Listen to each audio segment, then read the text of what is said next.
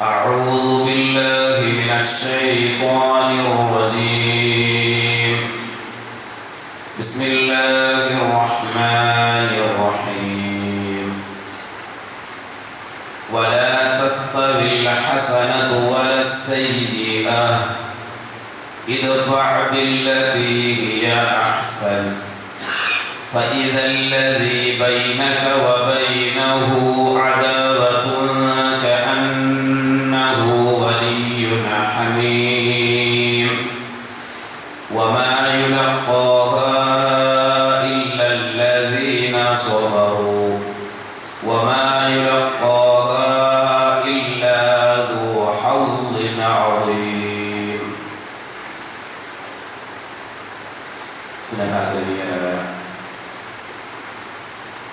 സത്യവിശ്വാസി വിശ്വാസികളെ, അല്ലാഹുവിൻ്റെയും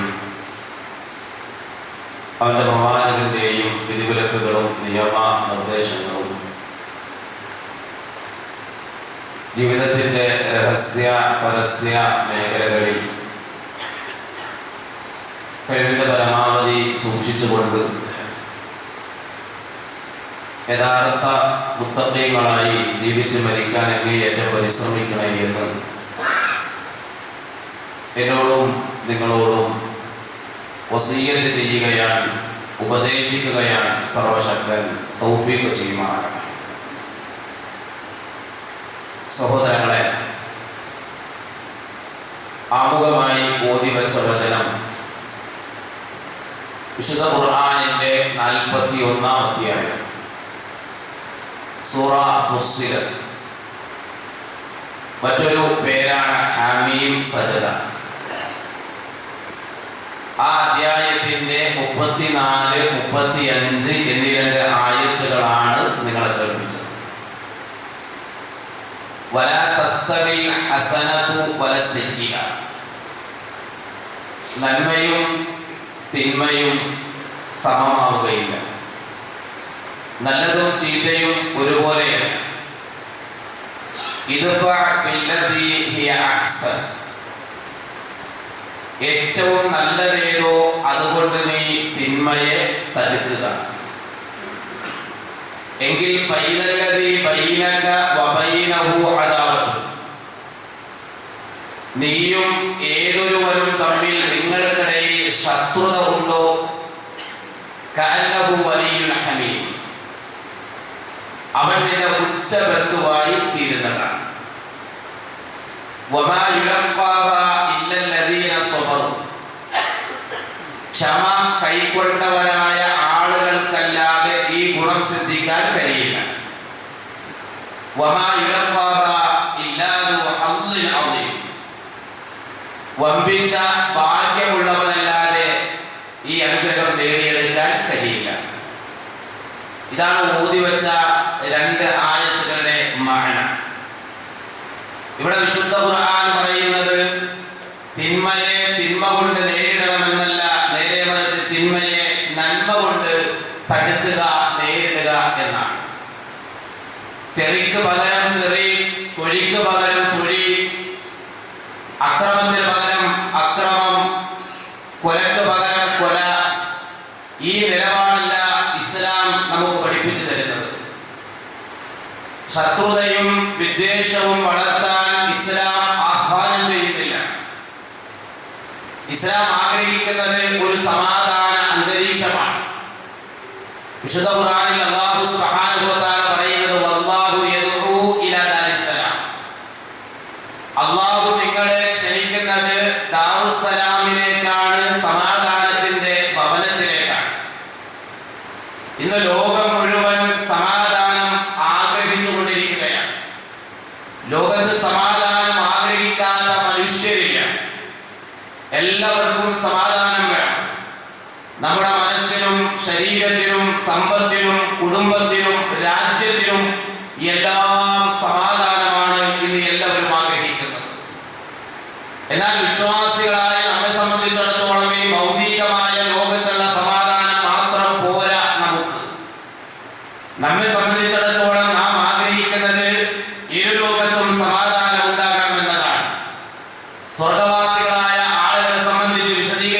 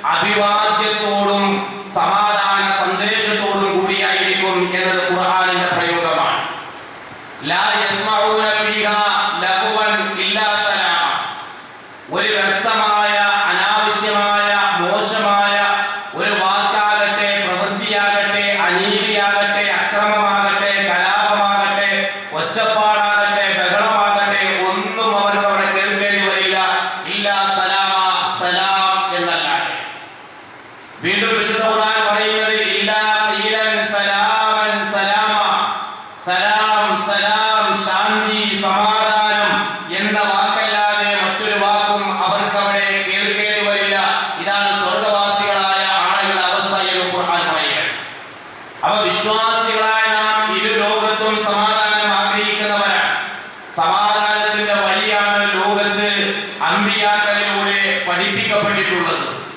ലോകത്ത് കടന്നു വന്ന പ്രവാചകന്മാർ സമാധാനകാംക്ഷികളായിരുന്നു, സമാധാനം ആഗ്രഹിച്ചവരായിരുന്നു, സമാധാനത്തിന് വേണ്ടി പണിയെടുത്തവരായിരുന്നു. തങ്ങളുടെ നാട്ടിൽ സമാധാന അന്തരീക്ഷം അത് ഉണ്ടായിക്കാണാൻ അള്ളാഹുവിനോട് പ്രാർത്ഥിച്ചവരായിരുന്നു അള്ളാഹുവിന്റെ പ്രവാചകന്മാർ. ഇബ്രാഹിം നബി അലൈഹിസ്സലാത്തു വസ്സലാമിന്റെ പ്രാർത്ഥനയെ സംബന്ധിച്ച് വിശദീകരിക്കുന്നിടത്ത് വിശുദ്ധ ഖുർആൻ പറയുകയാണ്, ആ പ്രവാചകൻ പ്രാർത്ഥിച്ച ഒരു പ്രാർത്ഥന, വഇദ് ഖാല ഇബ്രാഹിം റബ്ബി ജഅൽ ഹാദൽ ബലദ ആമിന. അല്ലാഹുവേ, ഈ നാടിനെ നിർഭയത്വമുള്ള, സമാധാനമുള്ള, ശാന്തിയുള്ള, സ്വസ്ഥതയുള്ള ഒരു നാടാക്കി മാറ്റണേ എന്ന് തന്റെ നാട്ടിൽ സമാധാനം ഉണ്ടാകാനായി അള്ളാഹുവിനോട് പ്രാർത്ഥിച്ചവരായിരുന്നു അള്ളാഹുവിന്റെ പ്രവാചകന്മാർ. പ്രവാചകന്മാരിലൂടെ പഠിപ്പിക്കപ്പെട്ട സന്ദേശമായ ദീനുൽ ഇസ്ലാം, ഇസ്ലാം മതം സമാധാനത്തിന്റെ സന്ദേശമാണ് മാനവരാശിക്ക് വിശദീകരിച്ചു കൊടുത്തിട്ടുള്ളത്. നമുക്കറിയാം, ഇസ്ലാം എന്ന പദത്തിന്റെ അർത്ഥം പോലും എന്താണ്? സമാധാനം എന്നാണ്. ഇസ്ലാമിലൂടെയാണ് സമാധാനം. ഇസ്ലാമിലൂടെ അല്ലാതെ സമാധാനം ഇല്ല. വിശുദ്ധ ഖുർആനിൽ അല്ലാഹു പറയുന്നത്, വമൻ യബ്തഗി ഗൈറൽ ഇസ്ലാമി ദീന. ഇസ്ലാം അല്ലാത്ത ഒരു മതത്തെ ആരെങ്കിലും അന്വേഷിച്ചാൽ, തേടിപ്പോയാൽ, പുൽകിയാൽ, സ്വീകരിച്ചാൽ ഫലൻ യുഖ്ബല മിൻഹു, അവരിൽ നിന്ന് നാം അത് കബൂൽ ചെയ്യുന്നതല്ല, സ്വീകരിക്കുന്നതല്ല. മാത്രമല്ല വഹുവ ഫിൽ ആഖിറതി മിനൽ ഖാസിരീൻ, പരലോകത്തിൽ അവൻ നഷ്ടക്കാരിൽ പെട്ടുപോവുകയും ചെയ്യും എന്നുകൂടി അല്ലാഹുവിന്റെ ഖുർആൻ നമുക്ക് ഓതി തരികയാണ്. ഇസ്ലാമാണ് സമാധാനം. ഇസ്ലാമിലൂടെയാണ് സമാധാനം. ഇസ്ലാം ആഗ്രഹിക്കുന്നത് ലോകത്ത് ശാന്തിയും സമാധാനവും സ്വസ്ഥതയും നിർഭയത്വവും ഉണ്ടാകണം എന്ന് തന്നെയാണ് ഇസ്ലാം ആഗ്രഹിക്കുന്നത്. ഈ ഇസ്ലാമിനെ മനസ്സിലാക്കിയ വിശ്വാസികളായ ഞാനും നിങ്ങളും നാം മനസ്സിലാക്കിയ സമാധാനത്തിന്റെ സന്ദേശമായ ഇസ്ലാമിൻ്റെതായ ആ സന്ദേശങ്ങൾ മറ്റുള്ള ആളുകളിലേക്ക് കൂടി പകർന്നു കൊടുക്കാൻ നമുക്ക് കഴിയേണ്ടതുണ്ട്. വിശുദ്ധ ഖുർആൻ പറയുകയാണ്, വൽതകും മിൻകും ഉമ്മത്തുൻ യദ്ഊന ഇലൽ ഖൈരി വയഅ്മുറൂന ബിൽ മഅറൂഫി വയൻഹൗന അനിൽ മുൻകരി വഉലൈക ഹുമുൽ മുഫ്ലിഹൂൻ. ഇതൊരു മുസ്ലിമിന്റെ സവിശേഷതയാണ്. വിശ്വാസികളായ ആളുകളുടെ ഭാഗത്ത് നിന്ന് ഉണ്ടാകേണ്ട ഉത്തരവാദിത്തമാണ്. നിങ്ങൾ ഇസ്ലാമിനെ മനസ്സിലാക്കി കഴിഞ്ഞാൽ അത് നിങ്ങളിൽ മാത്രം നിലനിന്നാൽ പോരാ, പിന്നെ എന്ത് വേണം? അത് മറ്റുള്ള ആളുകളിലേക്ക് നിങ്ങൾ പകർന്നു കൊടുക്കണം. അതിനുവേണ്ടി നിങ്ങൾ കൂട്ടമായി പ്രവർത്തിക്കണം. അതിനുവേണ്ടി നിങ്ങൾ സംഘടിക്കണം. സംഘടിതമായി നിങ്ങൾ ദഅവത്ത് നടത്തണം. വൽതകും മിൻകും ഉമ്മ, നിങ്ങളിൽ നിന്ന് ഒരു സംഘം ഉണ്ടാകട്ടെ, ഒരു സമുദായം ഉണ്ടാകട്ടെ, ഒരു സംഘടന, ഒരു സംഘടിത ശക്തി ഉണ്ടാകട്ടെ. എന്തിനാണ് യദ്ഊന ഇലൽ ഖൈരി? ജനങ്ങളെ ഖൈറിലേക്ക് ക്ഷണിക്കുന്ന, ശർറിലേക്കല്ല, നന്മയിലേക്ക് ക്ഷണിക്കുന്ന. വയഅ്മുറൂന ബിൽ മഅറൂഫി വയൻഹൗന അനിൽ മുൻകരി, സദാചാരം കൽപ്പിക്കുന്ന, ദുരാചാരത്തെ വിരോധിക്കുന്ന ഒരു സംഘം നിങ്ങളിൽ നിന്ന് ഉണ്ടാകണം. വഉലൈക ഹുമുൽ മുഫ്ലിഹൂൻ, അക്കൂട്ടരാണ് വിജയികൾ. നാം മനസ്സിലാക്കിയത് മറ്റുള്ളവരിലേക്ക് പകർന്നു കൊടുക്കാൻ നമുക്ക് കഴിയണം. അത് പറയുമ്പോൾ നാം അവർക്ക് മാതൃകയാകണം. നാം പറയുന്നത് ഇസ്ലാമും നാം പ്രവർത്തിക്കുന്നത് ഇസ്ലാമിക വിരുദ്ധമായ സംഗതികളും ആയിത്തീരാൻ പാടില്ല. നമ്മുടെ വാക്കും പ്രവൃത്തിയും ഒന്നായി വരേണ്ടതുണ്ട്. വിശ്വാസികളെ വിളിച്ചിട്ട് അല്ലാഹു സുബ്ഹാനഹു വ തആല പറയുന്നത്, യാ അയ്യുഹല്ലദീന ആമനു, ഈമാനുള്ളവരെ, വിശ്വാസികളെ, ലിമ തഖൂലൂന മാ ലാ തഫ്അലൂൻ, നിങ്ങൾ പ്രവർത്തിക്കാത്തത് പറയാൻ പാടില്ല. നിങ്ങൾ എന്താണോ ജനങ്ങളോട് പറയുന്നത് അത് നിങ്ങളിൽ ഉണ്ടാകണം. ജനങ്ങളോട് പറഞ്ഞാൽ മാത്രം പോരാ, പ്രവർത്തിച്ച് നിങ്ങൾ മാതൃക കാണിക്കുക കൂടി വേണമെന്നാണ് വിശുദ്ധ ഖുർആൻ നമുക്ക് പഠിപ്പിച്ചു തരുന്നത്. ഇനി നാം ജനങ്ങളോട് ദീൻ പറയേണ്ടത് എങ്ങനെയാണ്? അദ്ദീനു അൻ-നസീഹ, ദീൻ എന്ന് പറഞ്ഞാൽ നസീഹത്താണ്, ഗുണകാംക്ഷയാണ്. മതം ഗുണകാംക്ഷയാണ്. പ്രവാചകന്മാരുടെ പ്രബോധന രംഗം വിശദീകരിക്കുന്നിടത്ത് വിശുദ്ധ ഖുർആനിലെ വ്യത്യസ്തമായ ചില പ്രയോഗങ്ങൾ നമുക്ക് കാണാം. ഉബല്ലിഗുകും റിസാലാത്തി റബ്ബി വഅൻസഹു ലക്കും, ഉബല്ലിഗുകും റിസാലാത്തി റബ്ബി വഅന ലക്കും നാസിഹുൻ അമീൻ. ഇദ്ഹബാ ഇലാ ഫിർഔന ഇന്നഹു തുഗാ ഫഖൂലാ ലഹു ഖൗലൻ ലയ്യിന. വിശുദ്ധ ഖുർആനിന്റെ അധ്യാപനങ്ങളാണ്.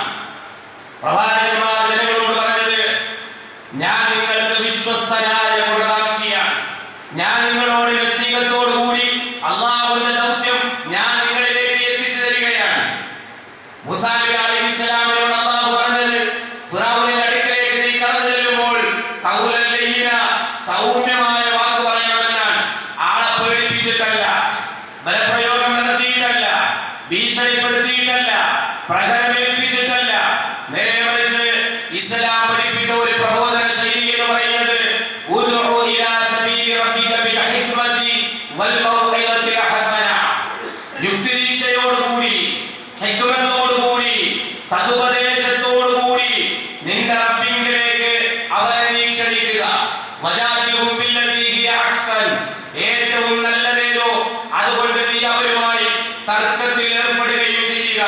എന്നിട്ട് ഖുർആൻ ഒരു കാര്യം പറഞ്ഞു, ഇന്ന റബ്ബക ഹുവ അഅലമു ബിമൻ ضل അൻ സബീലിഹി വഹുവ അഅലമു ബിൽ മുഹ്തദീൻ. തീർച്ചയായും അല്ലാഹു ഏറ്റവും നന്നായിട്ട് അറിയുന്നവനാണ്. നിങ്ങളിൽ നിന്ന് ആരൊക്കെയാണ് വഴിപിഴച്ചു പോയിട്ടുള്ളത്, നിങ്ങളിൽ നിന്ന് ആരൊക്കെയാണ് സന്മാർഗം പ്രാപിക്കുന്നത് എന്ന് കൃത്യമായി നിങ്ങളുടെ റബ്ബിന് അറിയാം. നിങ്ങൾ പറഞ്ഞാൽ മതി. ഒരാളെയും ഹിദായത്തിലാക്കേണ്ട ഉത്തരവാദിത്വം അല്ലാഹു സുബ്ഹാനഹു വ തആല നമ്മളെ ഏൽപ്പിച്ചിട്ടില്ല. അത് നമ്മളെ കൊണ്ട് കഴിയുകയുമില്ല. ഹിദായത്ത് കൊടുക്കുന്നവൻ അല്ലാഹുവാണ്. അതിനുവേണ്ടി പ്രയത്നിക്കുക, അതിനൊരു നിമിത്തമായി കാരണക്കാരായി മാറുക എന്നല്ലാതെ ഒരാളെയും ഹിദായത്തിലേക്ക് കൊണ്ടുവരാൻ നമുക്ക് കഴിയില്ല. അതാണ് ഖുർആൻ പറഞ്ഞത്, വമൻ യുദ്ലിലില്ലാഹു ഫമാ ലഹു മിൻ ഹാദ്. അല്ലാഹു ആരെ വഴിപിഴവിലാക്കിയോ അവന് ഹിദായത്ത് നൽകാൻ ലോകത്ത് അല്ലാഹുവിന് പുറമെ ഒരാളുമില്ല. വമൻ യഹ്ദില്ലാഹു ഫമാ ലഹു മിൻ മുദ്ലിൽ. അല്ലാഹു ആർക്ക് ഹിദായത്ത് നൽകിയോ അവനെ വഴിപിഴവിലാക്കാൻ ലോകത്ത് അല്ലാഹുവിന് പുറമെ മറ്റൊരാളും ഇല്ല. അതുകൊണ്ട് ഒരാളെയും നിർബന്ധിച്ച് ഇസ്ലാമിലേക്ക് കൊണ്ടുവരേണ്ട ആവശ്യം നമുക്കില്ല. അവരെ പേടിപ്പിച്ചുകൊണ്ട്, തോക്ക് ചൂണ്ടിക്കൊണ്ട്, ഭീകരാന്തരീക്ഷം സൃഷ്ടിച്ചുകൊണ്ട്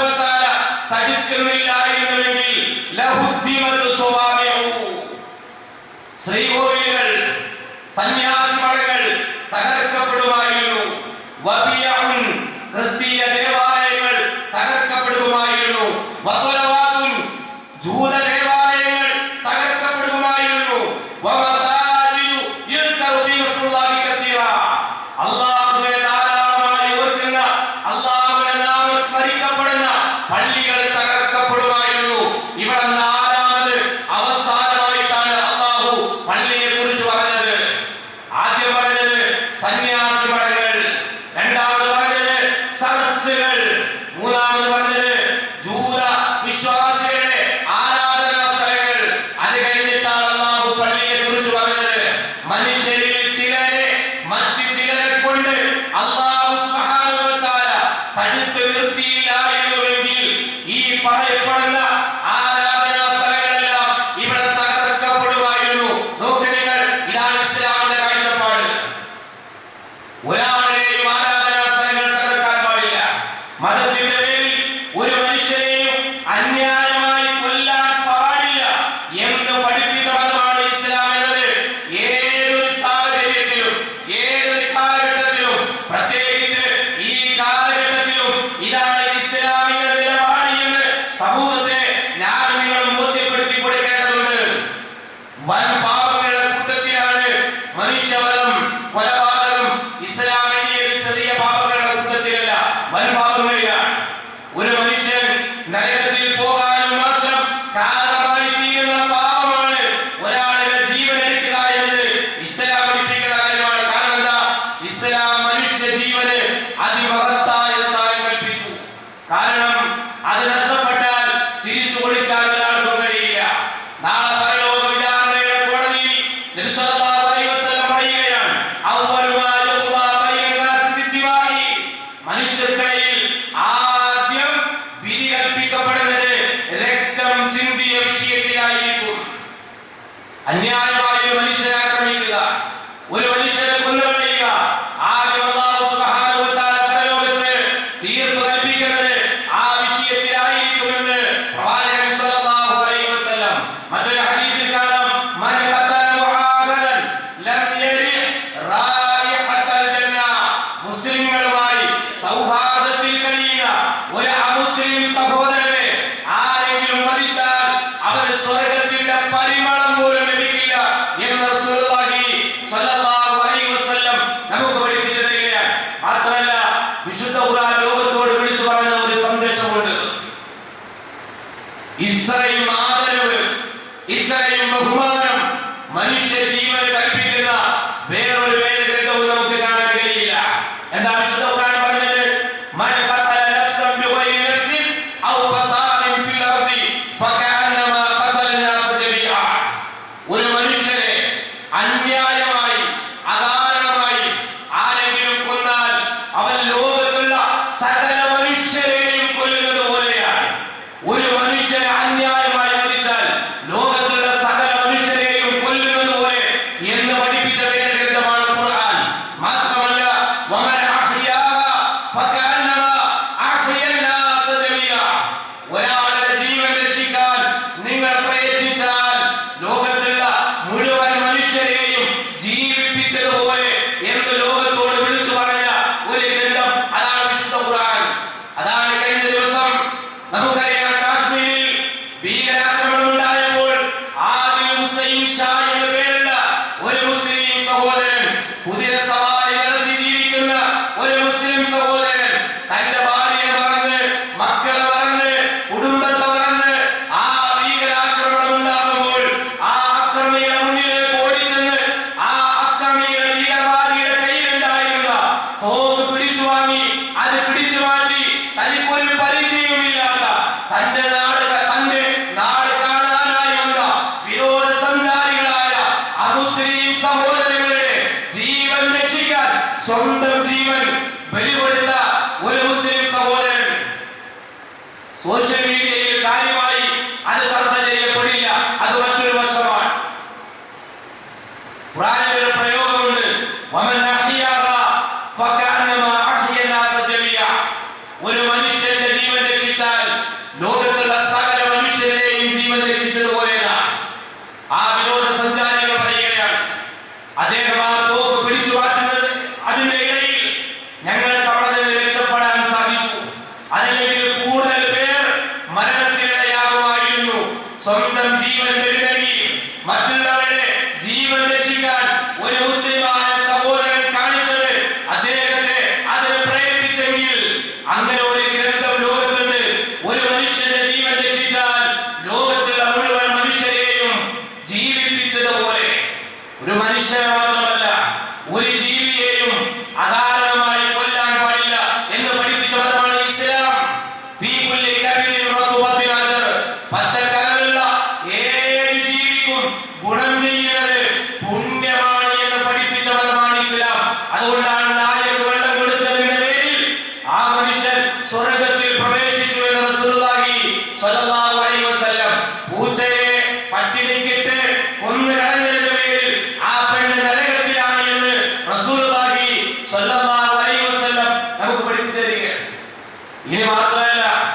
ഇതാണ് ഇസ്ലാമിന്റെ മനുഷ്യരോടുള്ള, ഏത് ജാതിയാകട്ടെ, ഏത് വിഭാഗത്തിൽപ്പെട്ടവനാകട്ടെ, ഏത് പാർട്ടിക്കാരനാകട്ടെ, അവന്റെ കൊടിയുടെ നിറം ഏതാകട്ടെ, അവന്റെ വസ്ത്രത്തിന്റെ നിറം ഏതാകട്ടെ, മനുഷ്യനെ മനുഷ്യനായി കാണാൻ പഠിപ്പിച്ച മതമാണ് ദീനുൽ ഇസ്ലാം. പക്ഷേ ലോകത്ത് എവിടെ ബോംബ് പൊട്ടിയാലും അക്രമം നടന്നാലും എന്ത് സ്ഫോടനം ഉണ്ടായാലും കുറെ ആളുകളുണ്ട്, പ്രത്യേകിച്ച് ഈ കാലഘട്ടത്തിൽ സോഷ്യൽ മീഡിയ മാക്സിമം ഉപയോഗപ്പെടുത്തിക്കൊണ്ട് ഉടൻ തന്നെ അവർ ഓടി വരും.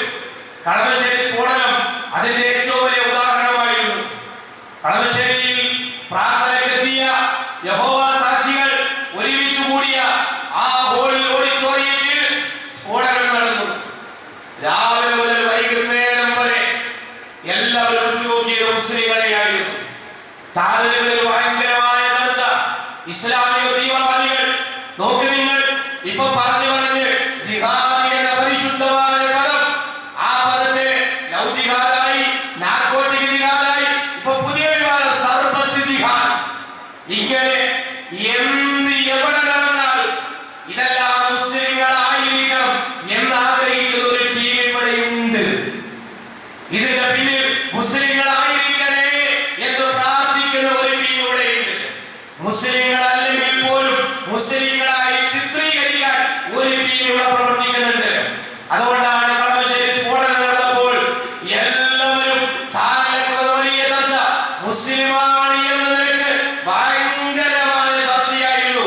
റെയിൽവേ സ്റ്റേഷനുകളിലും ബസ് സ്റ്റാൻഡുകളിലുമെല്ലാം ശക്തമായ അന്വേഷണം. കണ്ണൂരോ കാസർഗോഡോ ഏതോ ഒരു റെയിൽവേ സ്റ്റേഷനിൽ നിന്ന് ഒരു അന്യ സംസ്ഥാന സഹോദരനെ പിടികൂടി. മുസ്ലിം പേരുള്ള ഒരു ചെറുപ്പക്കാരനെ, താടി വെച്ച, തൊപ്പി ധരിച്ച ഒരു മുസ്ലിമിനെ പിടികൂടി. ഇവിടെ സ്ഫോടനം നടന്നപ്പോൾ എല്ലാം കഴിഞ്ഞ് ചെയ്ത വ്യക്തി വന്ന് കുറ്റസമ്മതം നടത്തിയപ്പോ പിന്നെ ഈ ചർച്ചയിലെ ആളുകൾക്ക് കാണുന്നില്ല, ചാനലുകളിൽ പിന്നെ കാണുന്നില്ല. ഒരിക്കലും അവർ ആഗ്രഹിച്ചില്ല അങ്ങനെ ഒരു വ്യക്തിയായിരിക്കും എത്ര പേരാ മരിച്ചത്. എന്നിട്ട് ഇന്നവിടെ നേരെ മരിച്ചത് ഒരു മുസ്ലിം നാമധാരിയായിരുന്നെങ്കിൽ എന്തെല്ലാം പുതിയകൾ ഇവിടെ ഉണ്ടായാലും സഹോദരങ്ങളെ, എന്ത് സംഭവിച്ചാലും ഇസ്ലാമിന്റെ മേൽ കുതിര കയറാനായി ഒരു ടീം നമുക്കിടയിൽ പ്രവർത്തിക്കുന്നുണ്ട് എന്ന ഒരു തിരിച്ചറിവ് കൂടി വിശ്വാസികളെ നമുക്കുണ്ടായിരിക്കണം. ഇസ്ലാമിന് കൃത്യമായ ഒരു ആദർശമുണ്ട്. മഹാനായ പ്രവാചകൻ സല്ലല്ലാഹു അലൈഹി വസല്ലം പറഞ്ഞത്, ലൈസ മിന്നാ, നമ്മിൽപ്പെട്ടവനല്ല, മൻ ഒരുത്തൻ, ആരാണവൻ, ദആ ഇലാ അസബിയത്തിൻ, വർഗീയതയിലേക്ക് ക്ഷണിക്കുന്നവൻ നമ്മിൽപ്പെട്ടവനല്ല. വലൈസ മിന്നാ മൻ ഖാതല അലാ അസബിയത്തിൻ, വർഗീയതയ്ക്ക് വേണ്ടി യുദ്ധം ചെയ്യുന്നവൻ നമ്മിൽപ്പെട്ടവനല്ല. വലൈസ മിന്നാ മൻ മാത അലാ അസബിയത്തിൻ, വർഗീയതയ്ക്ക് വേണ്ടി മരിക്കുന്നവൻ നമ്മിൽപ്പെട്ടവനല്ല. അവൻ ഇസ്ലാമല്ല എന്ന് ലോകത്തോട് വിളിച്ചു പറഞ്ഞ ഒരു മതത്തിന്റെ ആളുകളാണ് നമ്മൾ. ഒരിക്കലും വർഗീയ വിദ്വേഷ പ്രസംഗങ്ങൾ മറ്റു പലരും ഇവിടെ പറയുന്നുണ്ട്. അതിന് കേസുകളില്ല, തെളിവില്ല. നമ്മളാരെങ്കിലും പറഞ്ഞാലോ എല്ലാം തകർന്നു പറയും. പക്ഷേ അവർ പറയുന്നു എന്ന് കരുതി നമുക്ക് പറയാൻ പറ്റുമോ? ഓതി വെച്ച ആയത്ത് പറയരുത്, വലാ തസ്തവിൽ ഹസനതു വസ്സയ്യിഅ, നന്മയും തിന്മയും തുല്യമാവുകയില്ല, നല്ലതും ചീത്തയും സമമാവുകയില്ല. ഏറ്റവും നല്ലതേതോ അതുകൊണ്ടാണ് തിന്മയെ കളിക്കേണ്ടത്. ഇങ്ങോട്ട് പറഞ്ഞ പോലെ അങ്ങോട്ട് പറഞ്ഞിട്ടല്ല, ഇങ്ങോട്ട് അക്രമം കാണിച്ചാൽ തിരിച്ചക്രമം കാണിച്ചിട്ടല്ല. ഏറ്റവും നല്ലതുകൊണ്ട് നിങ്ങൾ എന്ത് ചെയ്യുക? തിന്മയെ നേരിടുക. എങ്കിൽ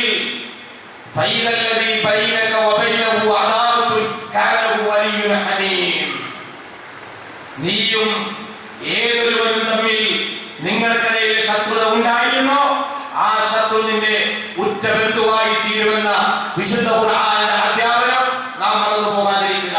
സൗഹാർദ്ദത്തോടുകൂടി മാനുഷിക പരിഗണന നൽകി എല്ലാ മനുഷ്യരെയും മനുഷ്യരായി കണ്ടുകൊണ്ട് അതാണ് എന്റെ മതം പഠിപ്പിക്കുന്നത് എന്ന് ഈ സമൂഹത്തിൽ ജീവിച്ച് മാതൃക കാണിക്കാൻ നമുക്ക് കഴിയണം.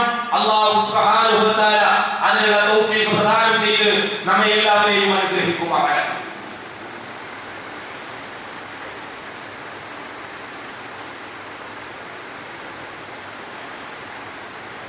അൽഹംദുലില്ലാഹ്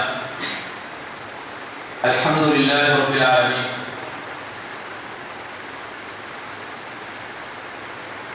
اللهم صل على محمد وعلى آل محمد يا أيها الذين آمنوا اتقوا الله حق تقاته ولا تموتن إلا وأنتم مسلمون. ഒരിക്കൽ കൂടി അല്ലാഹുവിന്റെ വിധിവിലക്കുകൾ ജീവിതത്തിൽ സൂക്ഷിക്കുന്ന മുത്തഖീകളായി തീരുവാൻ ഉണർത്തുകയാണ്, ഉപദേശിക്കുകയാണ്. സഹോദരങ്ങളെ, വളരെ പ്രധാനപ്പെട്ട ചില കാര്യങ്ങൾ സൂചിപ്പിക്കുവാനാണ് ഉദ്ദേശിക്കുന്നത്. ഒന്നാമത്തെ ഖുതുബയിൽ നാം പറഞ്ഞു വന്ന വിഷയം, ആരാണ് അതിന്റെ പിന്നിൽ പ്രവർത്തിച്ചത് എന്ന് നമുക്കിതുവരെ വ്യക്തമല്ല. ഇൻഷാ അല്ലാഹ് അത് പിന്നീട് തെളിയും എന്ന് നമുക്ക് സമാധാനിക്കാം. ചരിത്രം പരിശോധിക്കുമ്പോൾ മുമ്പുണ്ടായിരുന്ന ഏതെല്ലാം സ്ഫോടനങ്ങളാണെങ്കിലും തുടക്കത്തിൽ അവിടെയെല്ലാം മുസ്ലിം പേരുകൾ പറയപ്പെട്ടുവെങ്കിലും മുസ്ലിങ്ങൾ അറസ്റ്റ് ചെയ്യപ്പെട്ടുവെങ്കിലും പിന്നീട് അതിൻ്റെയൊക്കെ പിന്നിൽ പ്രവർത്തിച്ച ഭീകരവാദികൾ ആരാണ് എന്നതിന് നാട് സാക്ഷിയാണ്. ഇനി ആര് തന്നെയാകട്ടെ, ഇസ്ലാം ഒരിക്കലും അത്തരത്തിലുള്ള ഒരു ചെയ്തിയും അംഗീകരിക്കുന്നില്ല. ഇതാണ് ഇസ്ലാമിന്റെ നിലപാട് എന്ന് കൃത്യമായി മനസ്സിലാക്കുകയും തെറ്റിദ്ധരിച്ച ആളുകൾക്ക് കാര്യങ്ങൾ വിശദീകരിച്ചു കൊടുക്കുക കൂടി ചെയ്യുക എന്നത് നമ്മുടെ ബാധ്യതയാണ് എന്ന് തന്നെ നാം തിരിച്ചറിഞ്ഞ് സമൂഹത്തിൽ പ്രവർത്തിക്കേണ്ടതുണ്ട്. സോഷ്യൽ മീഡിയയിലേക്ക് വരുന്ന കമന്റുകൾ അതിനനുസരിച്ച് നാം